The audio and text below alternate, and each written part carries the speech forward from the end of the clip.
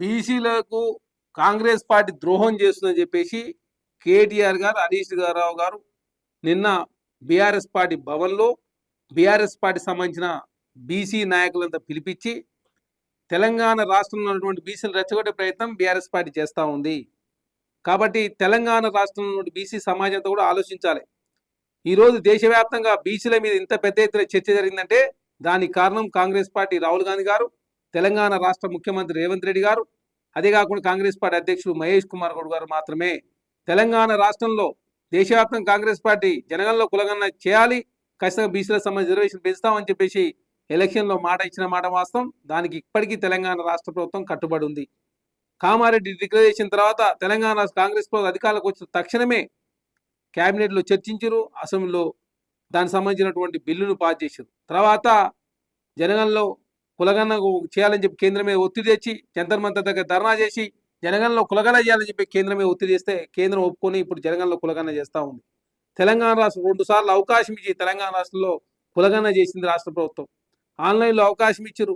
ఎక్కడ కూడా చిన్న పొరపాటు జరగకుండా తెలంగాణ రాష్ట్రంలో 56.33% బీసీలు వచ్చిరు. అందులో 42% బీసీలకు విద్యా ఉద్యోగాల్లో 42%, చట్టసభల్లో 42% రిజర్వేషన్ ఇవ్వాలని చెప్పేసి అసెంబ్లీలో బిల్లు పాస్ చేసి, కౌన్సిల్లో బిల్లు పాస్ చేసి దాని BRS party Bharatiya Janata party మద్దతు ఇచ్చినాయి. తర్వాత గవర్నర్ గారు కేంద్ర హోంశాఖ సహాయ మంత్రి కేంద్ర హోంశాఖ పంపి లీగల్ ఒపీనియన్ పంపారు.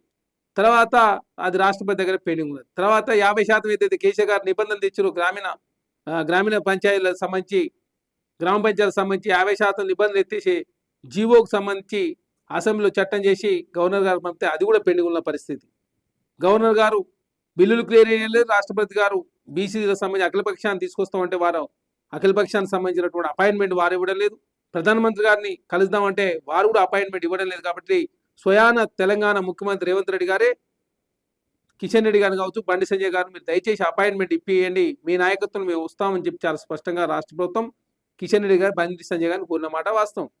తర్వాత కోర్టులలో పోయితే కోర్టులో కూడా రాష్ట్ర ప్రభుత్వం అడ్వకేట్లను పెట్టి హైకోర్టులో వాదించారు. తర్వాత సుప్రీంకోర్టులో వాదించారు. సుప్రీంకోర్టు ఏకంగా ఈ కేసును డిస్మిస్ చేస్తూ హైకోర్టులో తేల్చుకోవడం చాలా స్పష్టంగా చెప్పిన పరిస్థితి మనం చూసినాం. కాబట్టి రాష్ట్ర ప్రభుత్వం తరఫున చేయాల్సిన ప్రక్రియలు ఎక్కడ కూడా చిన్న పొరపాటు చేయకుండా తెలంగాణ రాష్ట్రంలో కాంగ్రెస్ ప్రభుత్వం ముందుకు పోతా ఉంది. అదే కాకుండా ఇప్పుడు లోకల్ బాడీల ఎలక్షన్ ఎందుకు పెడతా ఉందంటే హైకోర్టుకు ఆల్రెడీ మనం 2 సార్లు అఫిడవిట్ సమర్పించడం, ఈ నెలల్ని డిసెంబర్ మాసంలో ఎలక్షన్ పెడతామని చెప్పి చాలా స్పష్టంగా చెప్పిన కాబట్టి దానిలో భాగంగా ఎలక్షన్లు పెట్టబోతా ఉంది రాష్ట్ర ప్రభుత్వం.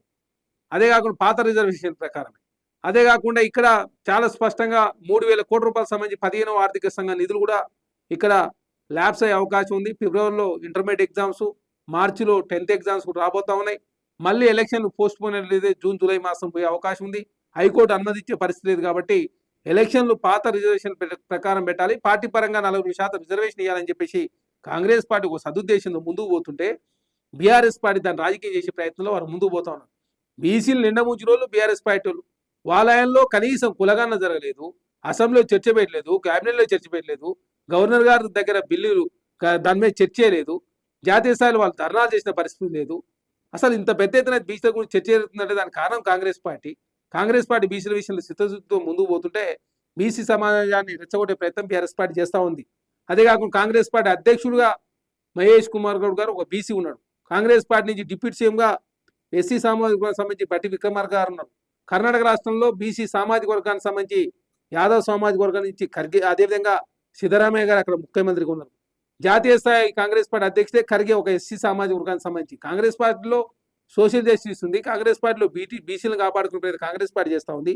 బీఆర్ఎస్ పార్టీ రాష్ట్ర అధ్యక్షుడు కేసీఆర్ గారు, వర్కింగ్ ప్రెసిడెంట్ కేటీఆర్ గారు, బీఆర్ఎల్ నేత కేసీఆర్ గారు, అదే కాకుండా భారతీయ జనతా పార్టీ రాష్ట్ర అధ్యక్షుడు రామచంద్రరావు గారు ఓసీ, అదేగా బీజేపీ నేత మహేష్ రెడ్డి గారు, అదే కాకుండా కౌన్సిల్లో ఏవిఎన్ రెడ్డి గారు.